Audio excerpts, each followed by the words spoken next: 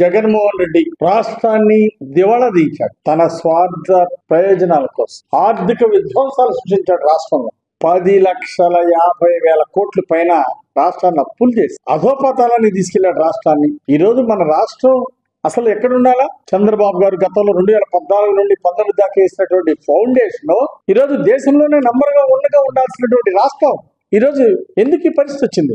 ఆనాటి ముఖ్యమంత్రిగా పనిచేసినటువంటి జగన్మోహన్ రెడ్డి దీనికి కారణం కాదన్నాడు. వైసీపీ పాలనలో చాలా దుర్మార్గంగా ఎడాపెడ ప్రభుత్వ ఆస్తులు, స్కూల్స్, ఎంఆర్ఓ ఆఫీసులు, ప్రభుత్వ బిల్డింగ్లు మొత్తం తనఖా పెట్టేశారు. అందిన వరకు లక్షల కోట్లు అప్పులు చేసి రాష్ట్రాన్ని లూటీ చేసి పడేశారు. కేటాయింపు బడ్జెట్ లో చూపించేది ఒక చోట, నిధుల్ని పక్కదారి పట్టించి మరీ దోచుకున్నారు. అసలు ఎందుకు ఇంత అప్పులు ఎందుకు చేశారో తెలియదు, దేనికి చేశారో తెలియదు. రాష్ట్రానికి భవిష్యత్తుకు ఉపయోగపడే అమరావతి రాజధాని కోసం ఏమైనా అప్పులు చేశారా? లేదు. పోలవరం కోసం ఏమైనా అప్పులు చేశారా? లేదు. గోదావరి పెన్నా నదుల అనుసంధానం కోసం మీరు అప్పులు చేశారా? కాదు.